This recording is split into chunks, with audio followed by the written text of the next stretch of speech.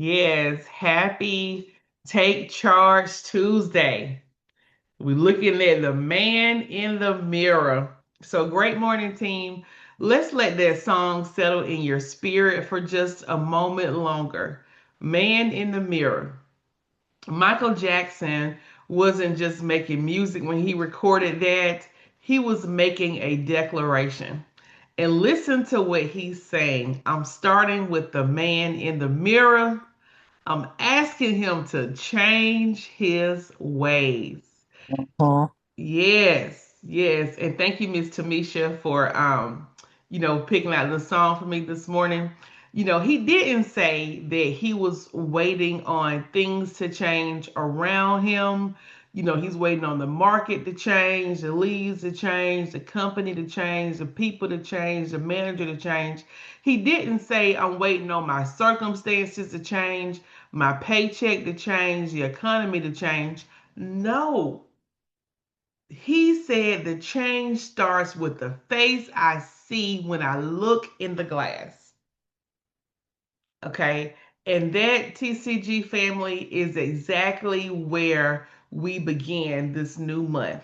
Today is June 2nd, a brand new month, a blank page. And this month, we are stepping deeper into our millionaire mindset journey with a theme that I need you to write down, tattoo on your heart, and whisper to yourself every single morning. Become before you achieve. Yes, because here's what most people get wrong. Most people think when I achieve it, then I'll become it. When I hit that number, then I'll be successful. When I close my first policy, when I become a top producer, then I'll be confident. When the money comes, then I'll, think like a millionaire. But that's backwards. And that's why most people stay stuck. And I learned this early on in my career is that the truth is this: you don't achieve and then become. You become first, then you achieve. The achievement is the evidence of who you already decided to be. The millionaire was a millionaire in his mind long before the first dollar hit his account. The champion was a champion in her spirit long before she ever held the trophy. The leader was leading himself long before anybody ever followed. Okay. You have to become first in your thinking, in your habits, in your standards, in the way you carry yourself when nobody is watching. Okay. Before the world ever sees you afterwards. Okay. And rewards you for it. Now, this month, we're reading one of TCG's favorite. Okay. And Marianne told us about it yesterday. Change Your Paradigm, Change Your Life. And actually, Marianne is our book club facilitator for this month. And before we go one step further, I need everyone on the same page about what a paradigm actually is. Because if you don't understand it, then you can't change it. A paradigm is a multitude of habits, beliefs, and ideas. Okay, most of them inherited. They have been programmed into our subconscious mind and they control our behavior, our results, and what you believe is possible for your life. Okay, and if I encourage you, I urge you to purchase the book. We'll be sharing it. Tap into the book club this month because if this could be the month, this will be the month for you to really see things in a different perspective and change what's been holding you back. Okay. Because let me say this one more time. This is the whole game. A paradigm is the mental program that runs in the background of your life.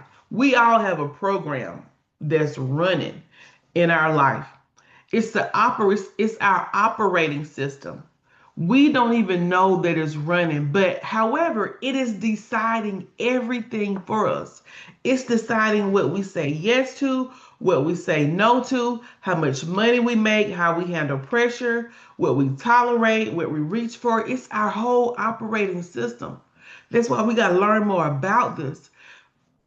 And here's the part that'll wake you up. Most of your paradigm was given to you before you were even 10 years old by the people who didn't, they didn't know. They only knew what they knew. They didn't know any better. By environments you didn't choose, by experiences that we didn't sign up for.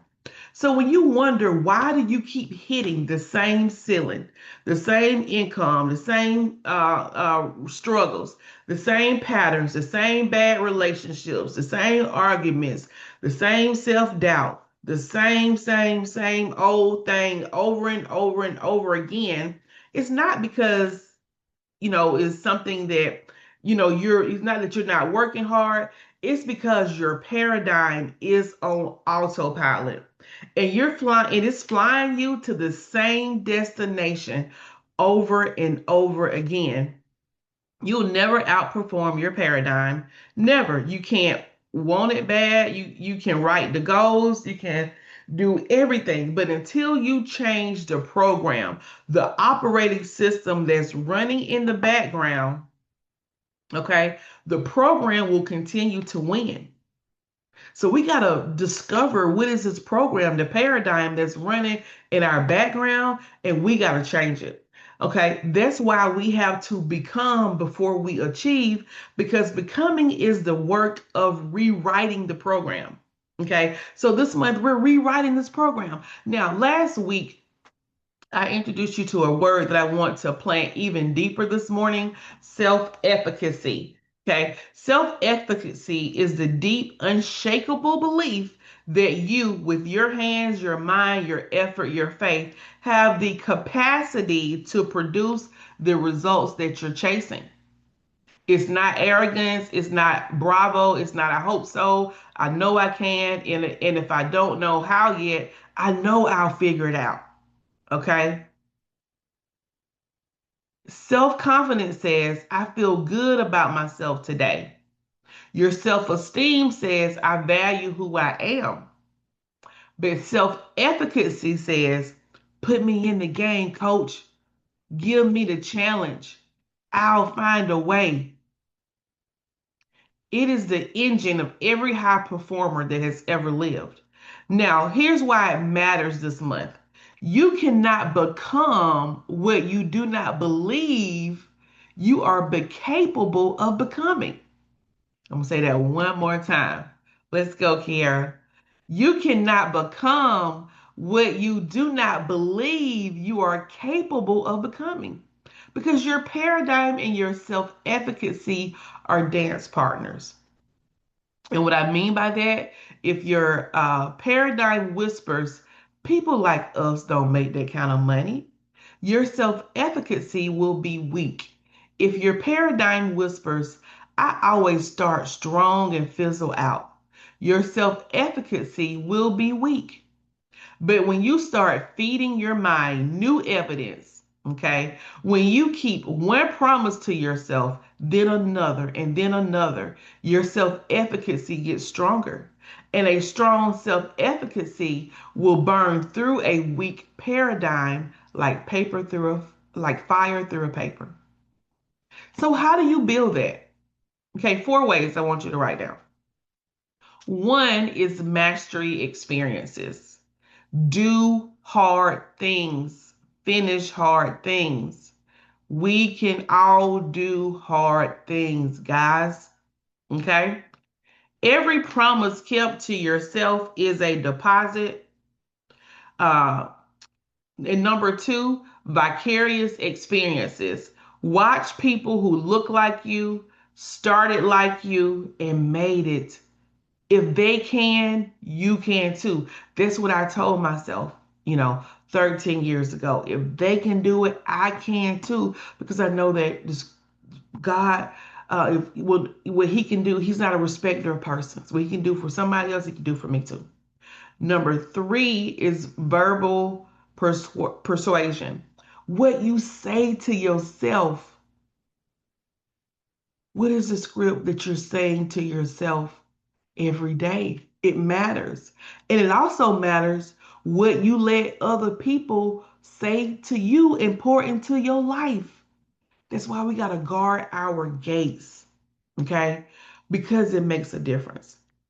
And number four, manage your emotional and physical state. Okay. When you're exhausted and depleted, everything feels impossible.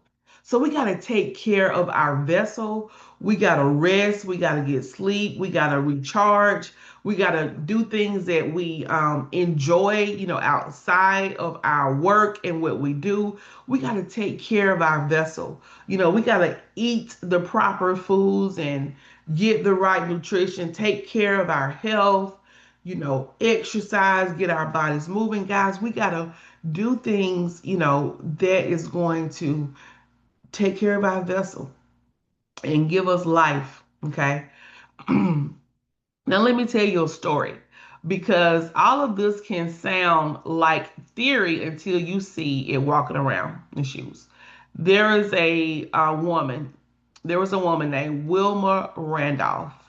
Okay, she was born in 1940 in Tennessee, the 20th of 22 children born premature, 4.5 pounds. Her family was poor, segregation era poor, sharecropper poor, and as if that wasn't enough, at 4 years old, she contracted polio. The doctors told her mother she would never walk again, never. They put a brace on her left leg and said, just make her comfortable. Now, hear me. Wilma's circumstances were saying one thing, the doctor's paradigm was saying another.